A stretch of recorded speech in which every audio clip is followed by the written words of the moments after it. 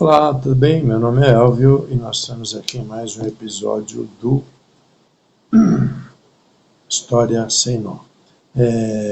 Dando continuidade da semana passada, a gente vai falar um pouco sobre os avanços, dois assuntos, sobre os avanços políticos e sociais da Constituição de 1934, que a gente comentou um pouco no episódio passado, e falar sobre a polarização política desse período também. Tá? A gente comentou aqui que quando a Constituição ela foi promulgada, é uma Constituição promulgada, houve participação popular, ela previa eleições presidenciais para 1938, eleições gerais para 1938. E é em função dessas eleições que a gente vai ter aqui uma polarização política que vai levar, que vai beneficiar, que vai auxiliar o Vargas a continuar no poder, dando um golpe iniciando o Estado Novo em 1937, em novembro de 1937. Então vamos lá, vamos começar falando sobre a Constituição. Essa Constituição de 34, ela é tida com historiadores como a mais democrática de todas as constituições. Ela trouxe bastante avanços, ela trouxe avanços sociais, políticos. A gente vai enumerar alguns deles aqui sem se aprofundar, mas o que ela traz de novo? Vamos lá, tá? Eu vou falar em cada um dos campos, em cada uma das frentes. Então nós temos lá, na questão dos direitos políticos e eleitorais. Ela estabelece o voto secreto, até então não era secreto, era aberto, obrigatório e direto para maiores de 18 anos.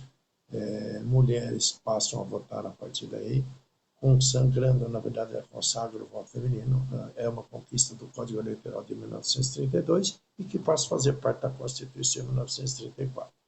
É o primeiro, cria-se a Justiça Eleitoral. A gente sabe que a Justiça Eleitoral ela é isenta do processo eleitoral. Até 1934 era o próprio quem governava, quem organizava as eleições. Agora não mais, a partir de 34, a partir da Constituição 34, a gente tem uma Justiça Eleitoral que faz todo o processo eleitoral, até diplomar o candidato, ela cuida de todos os aspectos e ela é independente do governo. Direitos trabalhistas, eu acho que foi a parte mais importante. Quanto aos direitos trabalhistas, o que a gente tem? Bastante coisa. Tá? A gente começa aí com o primeiro, a gente passa a ter uma jornada de 8 horas de trabalho, só 8 horas, vai dar 240 horas semanais, repouso, fim de semana remunerado, repouso semanal remunerado, sábado e domingo passam a ser pagos, férias anuais pagas a cada 12 meses, o empregado tem direito a umas férias, indenização por justa causa, salário mínimo. Isso já em 1934.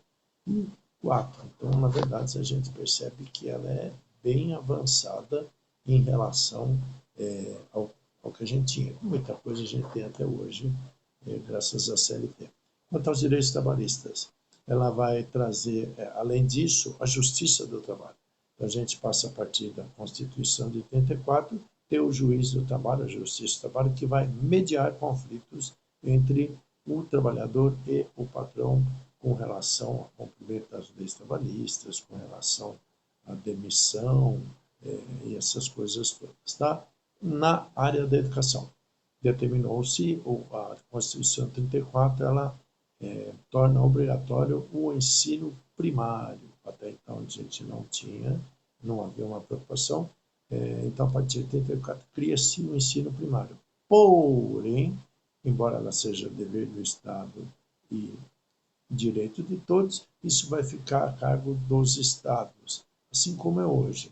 E não vai ser muito eficiente, até por questões que a gente sabe que pessoas muito educadas cobram demais, pessoas que cobram demais são extremamente desagradáveis para quem governa.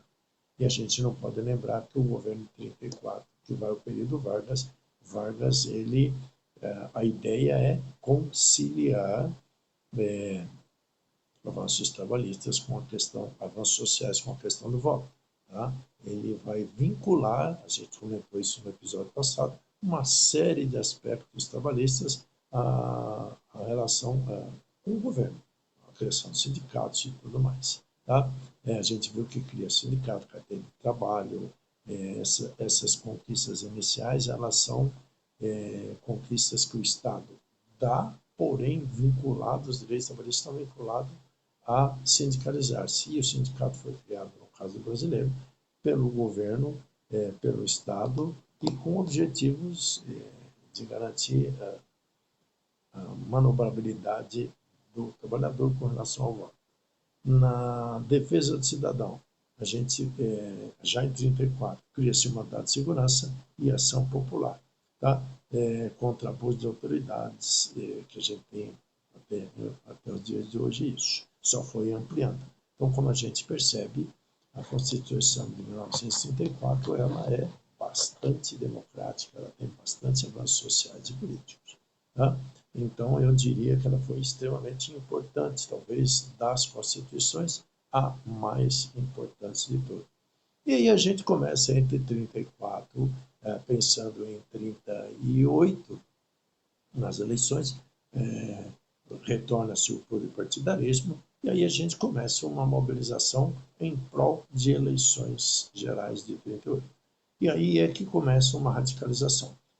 Acontece, na verdade, surgem duas entidades suprapartidárias, ou seja, elas estão acima dos partidos políticos, elas vão reunir grupos já assim bem definidos de esquerda e de direita, conservadores e liberais, em dois grandes grupos. E esses dois grandes grupos vão muito além do palanque político, muito além dos discursos, mas chegam até a ter confrontos com gente machucada, confrontos com gente armada, o negócio ficou meio feio durante o período que talvez tenha sido o mais democrático do Brasil, ao mesmo tempo mais que teve maior conflitos políticos.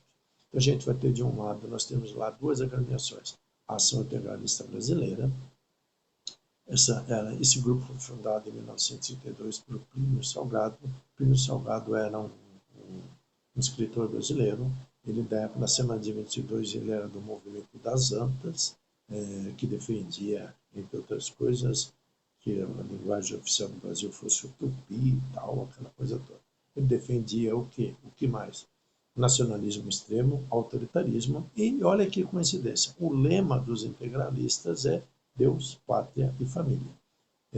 E era um movimento conservador.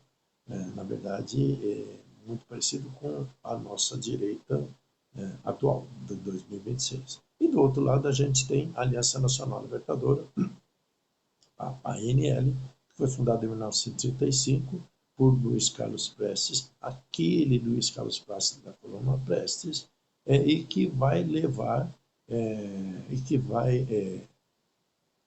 levar em consideração as ideias de esquerda, vai se basear inclusive nas prerrogativas de 1917 da Revolução Russa. Ele defende o quê? O que defendia os aliancistas? Reforma agrária, suspensão de pagamento de dívida externa, nacionalização de empresas estrangeiras e outras coisas mais. Ou seja, uma sociedade mais igualitária, mais justa.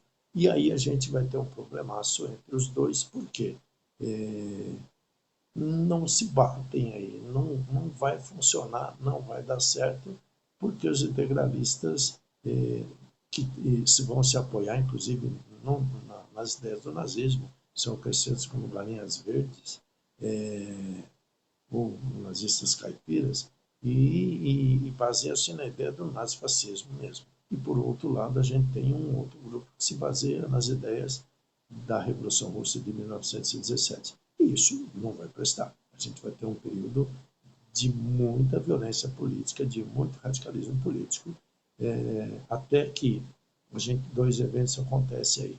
Isso vai servir como prerrogativa para que o Vargas não permita, acabe ficando com o poder, continuando no poder, fazendo lá inaugurando o Estado Novo em novembro de 1937. O que aconteceu para que isso chegasse a esse extremo? Em 1935, em novembro de 1935, a Aliança Nacional Libertadora ela vai tentar derrubar o governo Vargas. Ela vai tentar dar um golpe para derrubar o governo Vargas. É o movimento chamado de Intentona Comunista. Falham nesse movimento, os aliancistas acabam sendo presos, a Aliança Liberal ela é colocada na ilegalidade, e aí só sobra a Ação Integralista Brasileira, que acha que Vargas governaria junto com eles. E aí, em 10 de novembro de 1937, Vargas, ao final da tarde de 10 de novembro de 1937, ele anuncia o Estado Novo. E isso vai causar aí uma revolta muito grande entre os integralistas que achavam que iriam governar junto de Vargas. Tanto que eles vão tentar invadir o Palácio do Catete armados para derrubar Vargas e tal. E isso é o pretexto que o Vargas precisava para inaugurar o Estado Novo. Tá? E aí, então, a partir de novembro de 1937, a gente tem a inauguração do Estado Novo, que é uma ditadura e que comentaremos no outro episódio. Tá? E aí, de novo, a Constituição de 1964 ela deixa de valer, ou seja, a Constituição de 34 ela durou de 34 até 1937. Em 1937 surge uma nova Constituição ditatorial e que a gente vai falar nela no próximo episódio, tá ok? Por hoje a gente fica por aqui. Se gostou, dá um joinha. Se gostou muito, compartilhe com os amigos. E semana que vem estaremos de volta em mais um episódio de História Sem Nó. Tchau, tchau e até lá.